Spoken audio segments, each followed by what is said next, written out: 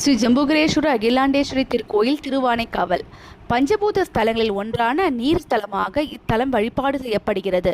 இத்தலத்திற்கு திருஞான சம்பந்தர், அப்பர், சுந்தரர் மூவரால் பாடல் பெற்றது.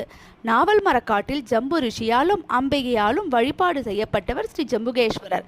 யானையும் சிலந்தியும் இத்தலத்தில் இறைவனை வழிபாடு செய்து மோட்சம் பெற்றுள்ளது. அதனால் இந்த கோவில் திருவானைக்கா என்றும் அழைக்கப்பட்டது. பிரம்மா இத்தலத்தில் பல ஆயிரம் ஆண்டுகள் தவம் செய்து இறைவன் இறைவியின் தரிசனம் பெற்று பிரம்மஹத்தி பாவை விமோச்சனம் பெற்றார். அன்னை அகிலாண்ட நாயகி கையிலே நீரை ஏந்தியபடி சிவனை தூய அன்போடு நினைக்க கைலாயத்தில் வீற்றிருக்கும் சிவபிரான் நீர் வடிவமாக செழுநீர் திரள் நாயதராக லிங்க வடிவிலே தோன்றினார். இந்த கோவிலில் உள்ள லிங்கத்தின் முக்கிய பகுதி நீருக்கடியில் உள்ளது. சிவபெருமானின் இந்த லிங்கம் சுயம்பு என்றும் கூறப்படுகிறது. ஜம்புகேஸ்வரர் கோயிலின் கருவறையில் லிங்கத்தை சுற்றி வற்றாத நிலத்தடி நீர் ஓடை உள்ளது. அது லிங்கத்தை சுற்றி ஓடுகிறது.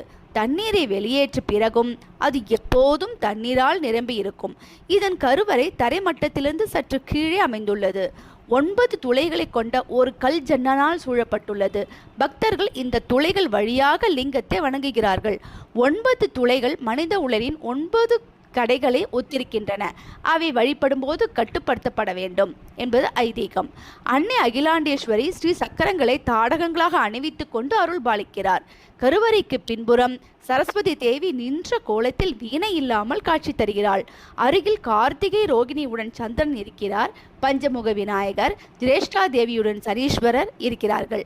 குபேரன் வழிபட்ட குபேரலிங்கம் இங்கு மிகவும் விசேஷம்.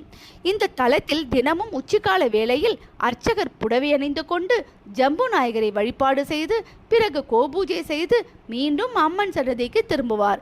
இந்த நிகழ்வு தினமும் நடைபெறும். இதுவே இந்த ஆலயத்தின் ஒரு தனி சிறப்பாகும். இத்தல இறைவன் இறைவியினை வழிபட்டு வர சகல தோஷங்கள் நீங்கும், திருமடை தடை விலகும், குழந்தை பாக்கியம் கிடைக்கும்.